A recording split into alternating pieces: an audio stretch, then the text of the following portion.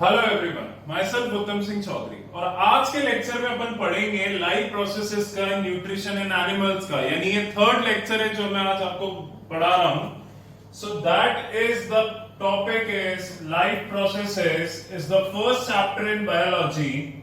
सो कल की क्लास में अपन ने पढ़ा था न्यूट्रिशन इन ह्यूमन बीइंग्स, जिसका मैंने आपको डायग्राम भी बनवाया था। न्यूट्रिशन इन एनिमल्स कह लेंगे इसको या ह्यूमन बीइंग्स कह लेंगे। इसका डायग्राम मैंने आपको बनाया था।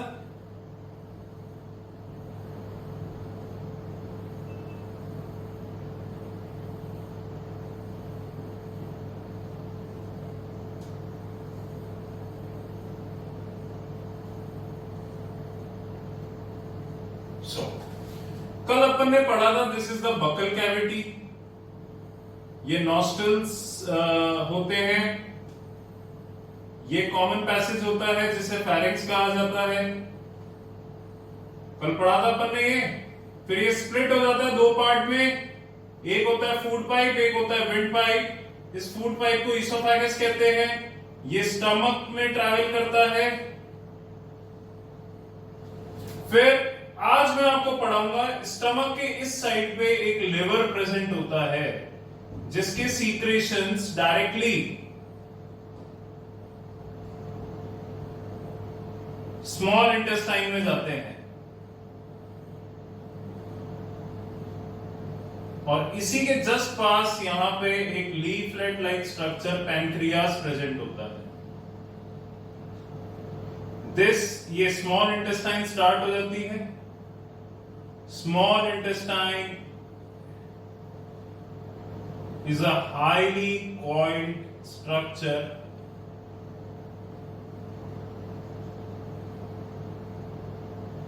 फिर ये कंटिन्यू करती है लार्ज इंटेस्टाइन में। This is the large intestine जो कवर करती है maximum part.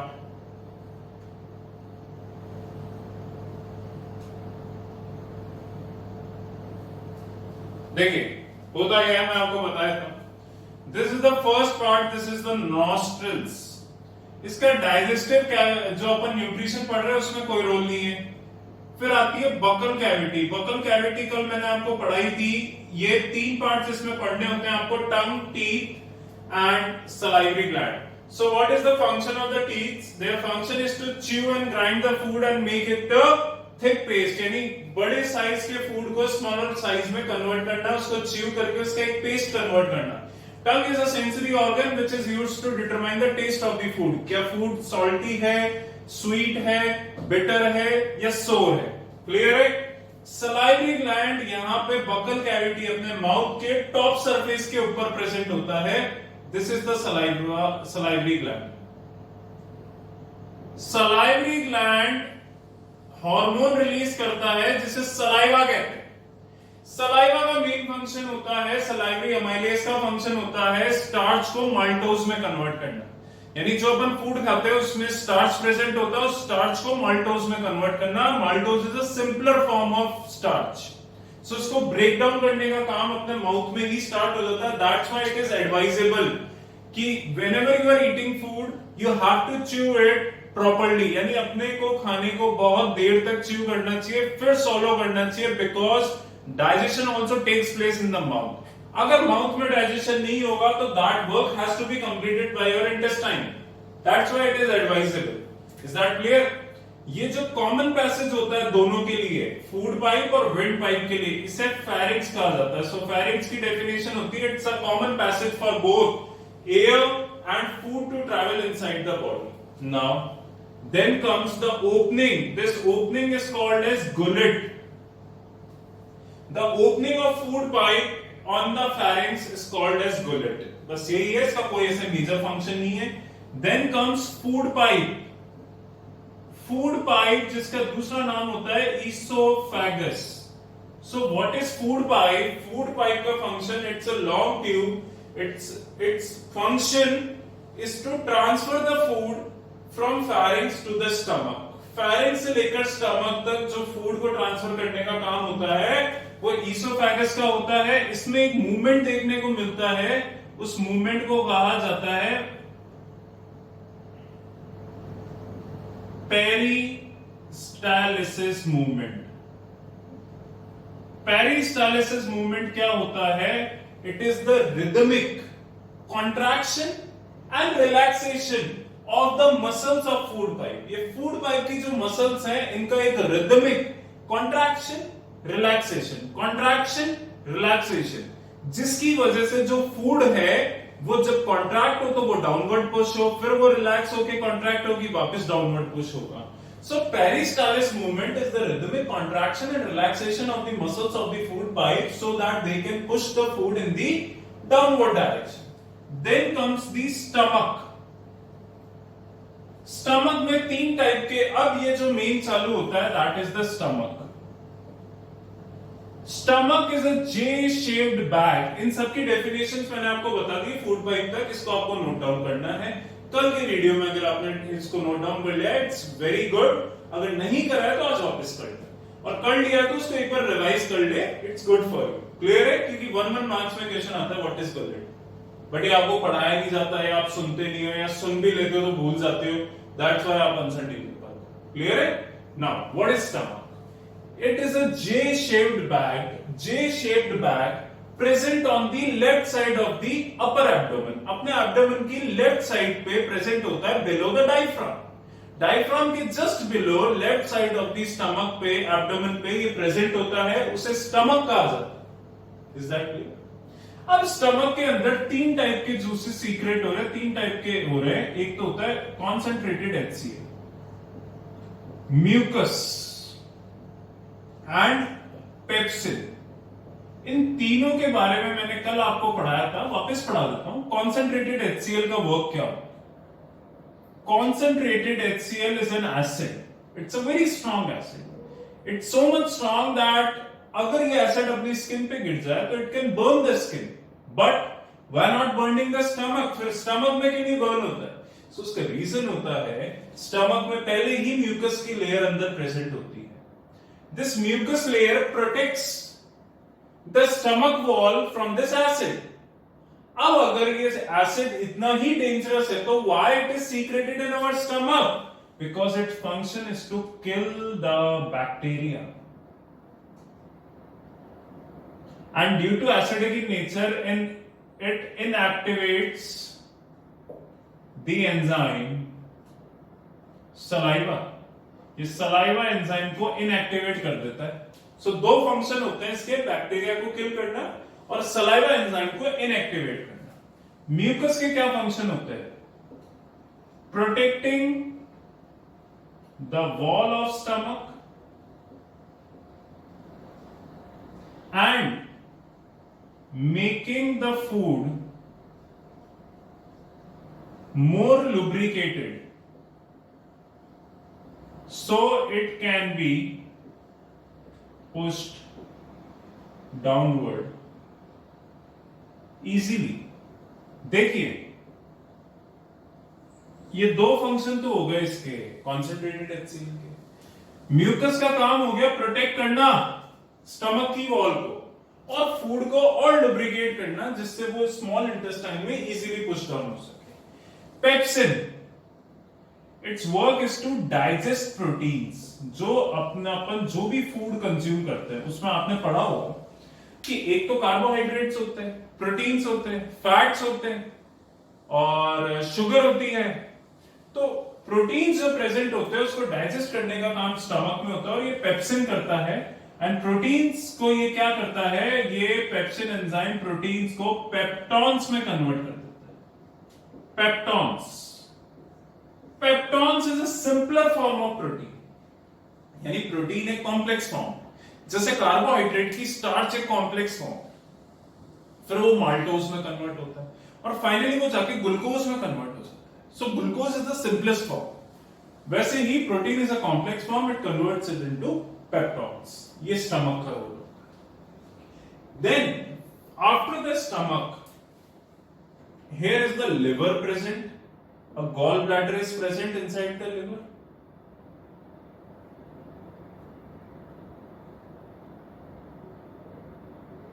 Clear? So this is the liver, this is the gallbladder, this is the pancreas, and बीच में between it is present small intestine. देखिए, अब दूसरा stomach के बाद अगर अपन आते हैं तो then the topic comes is small intestine. अब what is small intestine? It's a long 6 metre tube, ये 6 मीटर लॉन्ग होती है। It's a 6 metre long, 6 metre long tube होती है जिसका काम होता है फूड को फर्दर डाइजेस्ट करना और उसको एब्जॉर्ब करना।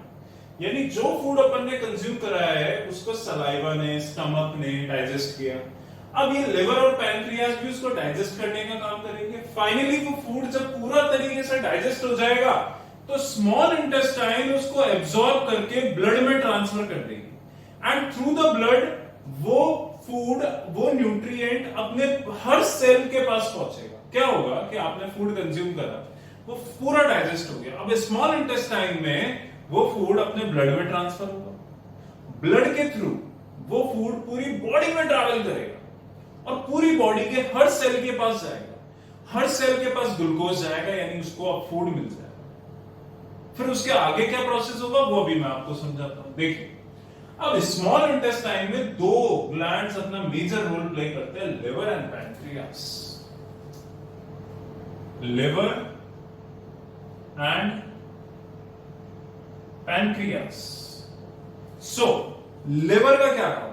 देखिए, liver is a gland which secrets bile juice. Liver is a gland which secret bile juice, BILE, bile juice. Bile juice का क्या काम है? बाइल जूस क्या होता है? बाइल जूस में बाइल सॉल्ट्स प्रेजेंट होते हैं, सोडियम कार्बोनेट के सॉल्ट्स प्रेजेंट होते हैं। क्लियर है? सोडियम टोरोकोलेट, इस टाइप के सॉल्ट्स प्रेजेंट होते हैं बाइल सॉल्ट्स में। सो व्हाट इज बाइल जूस? इसका क्या फंक्शन है? फंक्शन या आपको फंक्शंस मेन लर्न करने। पहला काम होता है, it's a antiseptic fluid. Antiseptic fluid का मतलब होता है अगर स्टमक में कोई भी इंफेक्शन हो या कोई भी कट्स होते हैं इंटेस्टाइन में, तो bile juice as a antiseptic fluid का काम करता है, उसको हील करने का काम करता है। दूसरा फंक्शन इसका होता है बाइल सॉल्ट का, बाइल जूस का जो दूसरा फंक्शन आता है, that is making the medium alkaline so that pancreatic juice can work.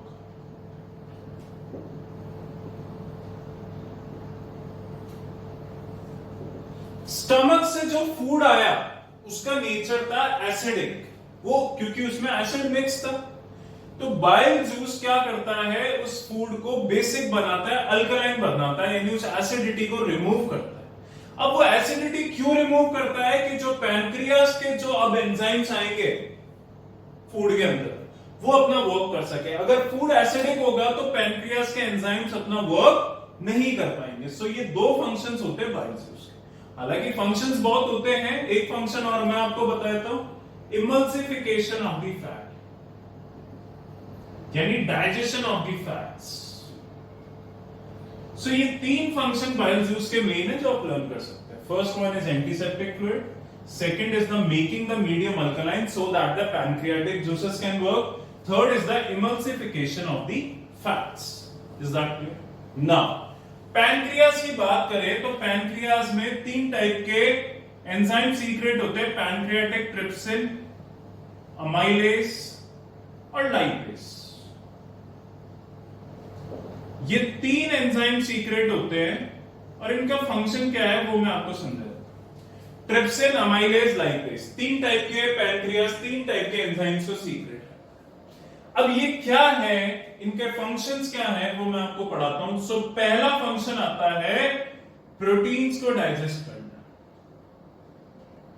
जो पेप्टॉन्स थे उनको डाइजेस्ट करना, उनको और फर्दर सिंप्लीफाई करके बॉडी में एब्सॉर्ब करना। दूसरा फंक्शन फैट्स को फैटी एसिड में, फैट्स जो अपन कंज्यूम करते हैं उसको फैटी एसिड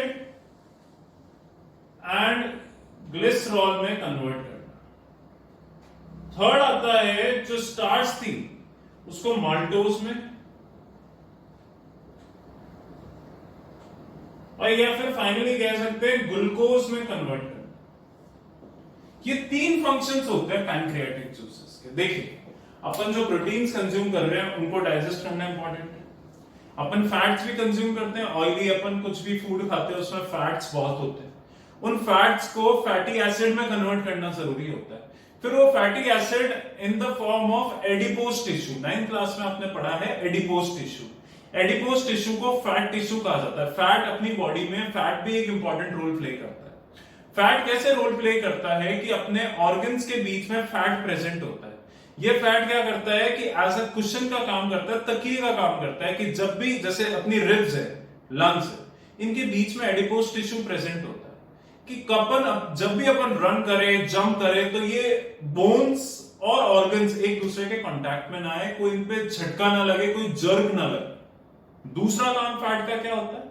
अपनी बॉडी के अंदर हीट को ट्रैप करके रखना। ह्यूमन बॉडी में हीट रिक्वायर्ड होती है फंक्शंस करने के लिए। आज अपनी बॉडी का टेम्परेचर होता है नॉर्मल सराउंडिंग से ज्यादा ही होता है। उस हीट को बॉडी के अंदर ट्रैप करके रखना, ये समर्स में तो इतना यूजफुल नहीं है, बट विंटर्स में बहुत यूजफुल है। अगर बॉडी की हीट बॉडी के अंदर ही रहेगी तो वो बॉडी के लिए बेनिफिशियल है विंटर्स के अंदर। सो फैट का काम ही होता है, इसलिए फैट भी जरूरी होता है उसको कन्वर्ट करके अपनी बॉडी में स्टोर करना। लास्ट आता है स्टार्च को माल्टोज एंड फर्दरली ग्लूकोज में कन्वर्ट करना। देखिए, सो ये फंक्शन होते हैं स्मॉल इंटेस्टाइन के। फिर ये सब कन्वर्ट डाइजेस्ट होने के बाद 4 मिलियन हेयर लाइक प्रोजेक्शंस होते हैं, उन्हें विलाई कहते हैं, VILLI। देखिए, अपनी स्मॉल इंटेस्टाइन के जब एंड पार्ट आ जाता है, स्टार्टिंग पार्ट में तो डाइजेशन होता है, एंड पार्ट आ जाता है तो वहां पे हेयर लाइक स्ट्रक्चर्स होते हैं, बिल्कुल अपने हेयर की तरह ऐसे पतले पतले, बिल्कुल स्मॉल थिन प्रोजेक्शंस होते हैं, इन्हें विलाई कहा जाता है। ये विलाई क्या करते हैं? इस डाइजेस्टेड फूड को ब्लड में ट्रांसफर करते हैं। क्या करते हैं? इस डाइजेस्टेड फूड को ब्लड में ट्रांसफर करते हैं, और ब्लड की मदद से ये फूड अपने each and every part, body के ईच एंड एवरी पार्ट में ट्रैवल करता है। अपने बॉडी के हर पार्ट में सेल्स प्रेजेंट है, ये फूड हर सेल्स के पास पहुंचता है। जितने भी बॉडी में सेल्स हैं, चाहे से वो अपने हेड में हो या अपने टो पे हो, उस सेल के पास ये फूड्स पहुंच जाएंगे। सेल डिफ्यूजन करके उन फूड्स को अपने अंदर एब्जॉर्ब कर लेंगे, यानी हर सेल के पास अब फूड पहुंच चुका। क्लियर है ये चीज? नाउ थर्ड आता है large intestine. So small intestine में आपको एक क्लियर होगा कि लिवर का, पैनक्रियास का क्या काम है और विलाई का क्या काम है, हेयर लाइक प्रोजेक्शन से। अब नाउ जब फूड डाइजेस्ट हो जाता है तो यहां पे वाटर कहीं भी एब्जॉर्ब नहीं होता, सिर्फ फूड एब्जॉर्ब होता है, वाटर एब्जॉर्ब नहीं होता। So semi solid food